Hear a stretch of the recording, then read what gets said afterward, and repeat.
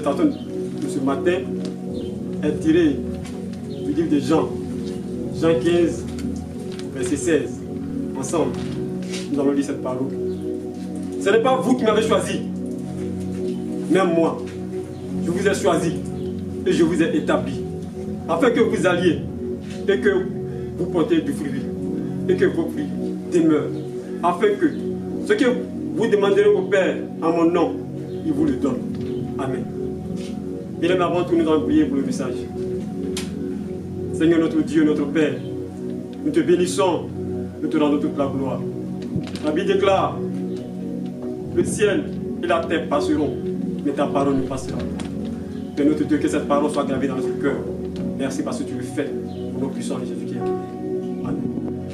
Bien-aimés dans le Seigneur, le thème que j'ai donné ce matin à cette portion de la Bible, par le Saint-Esprit, valorisons le choix de Dieu dans nos vies pour sa gloire, afin d'être de vrais outils de solution.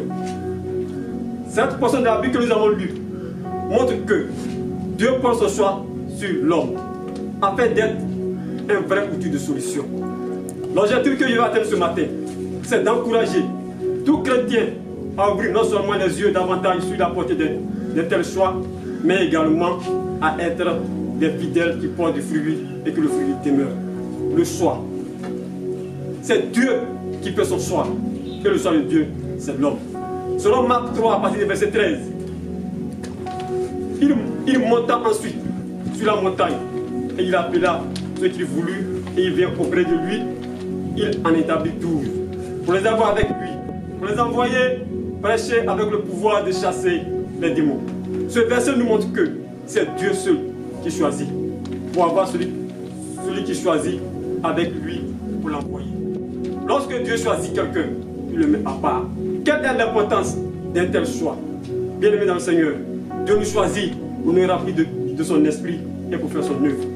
Selon Luc 4, au verset 18, l'Esprit du Seigneur est sur moi, parce qu'il m'a oint pour annoncer une bonne nouvelle aux pauvres. Il m'a envoyé pour guérir ceux qui ont le cœur brisé, pour proclamer aux captifs la délivrance et aux aveugles le recouvrement de la vue, pour renvoyer libres les opprimés. Bien-aimé, voici l'objectif que Dieu veut atteindre. C'est pourquoi il t'a choisi. C'est pourquoi il choisit les êtres humains. Quel est l'objectif d'un tel choix? Dans le cas de base, Dieu dit, afin que vous alliez.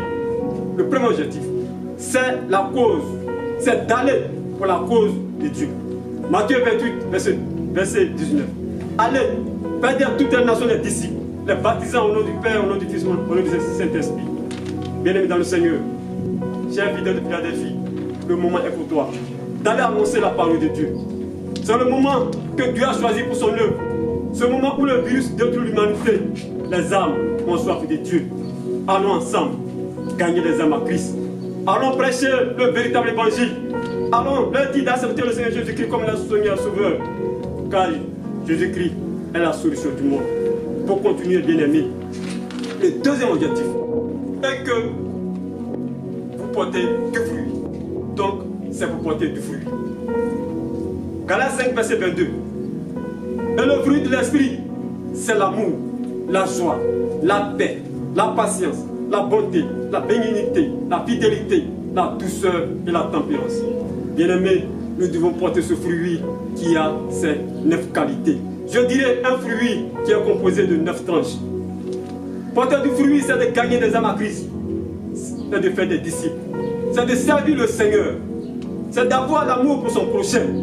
C'est d'aimer son Dieu de tout son cœur, de toute son âme, de toute sa force.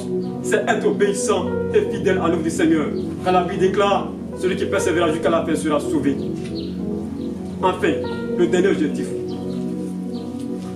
dont le Seigneur parle est que notre fruit demeure. Jean 15, verset 8.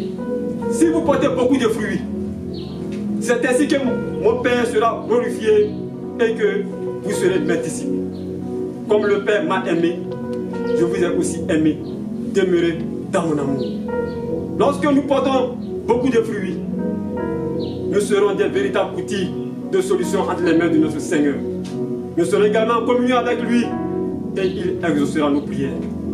Comment faire, bien-aimés? Valoriser ce choix dans nos vies.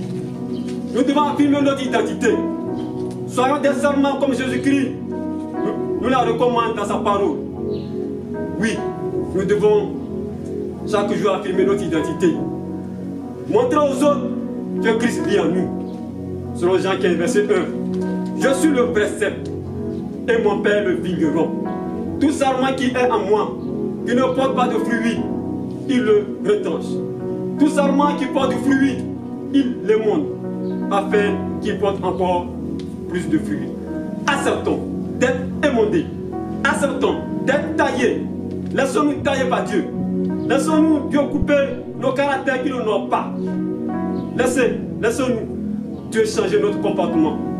Bien-aimés dans le Seigneur, humilions-nous devant le Seigneur. Humilions-nous devant Dieu. Le désir de Dieu, c'est qu'on retourne à lui. Abandonnons nos mauvaises voies. Laissons-nous redresser par Dieu.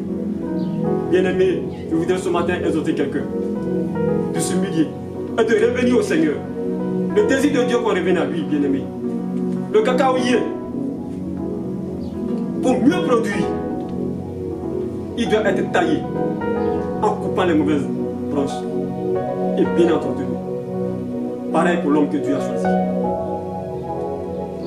L'homme ne doit pas faire ce qu'il veut, mais plutôt ce que Dieu veut. Demeurer en Christ, c'est développer une vie communautaire avec les autres. C'est aimer son prochain, aimer sa soeur, aimer son frère. Cela nous amène à valoriser le choix de Dieu. Jean 15, verset 10. Si vous gardez mes commandements, vous demeurez dans mon amour. De même, j'ai gardé les commandements de mon Père et que je demeure dans son amour. Nous devons également être remplis du Saint-Esprit. Bien-aimés, seul le Saint-Esprit peut rendre un véritable outil de solution. Nous ne devons pas attrister ni éteindre l'esprit qui est en nous. Plutôt nous devons éclairer le monde, car nous sommes la lumière du monde. Chers peuple de Philadelphie, nous devons valoriser le choix de Dieu dans notre vie, en nous laissant transformer, changer par Dieu, en adoptant une vie qui l'honore, en aimant Dieu de toute notre âme, de nos forces, aimant son frère comme soi-même. Remplis ce matin du Saint-Esprit, nous devons aller pour la cause du Seigneur, aller faire de toutes les nations des disciples, porter du fruit et que ce fruit demeure afin que tout ce que nous demanderons au Père, il nous le donne. Bien aimés, ce matin, c'est cette exhortation que je voulais partager avec vous. Ensemble, nous allons prier. Seigneur, nous te bénissons. Nous te rendons toute la gloire.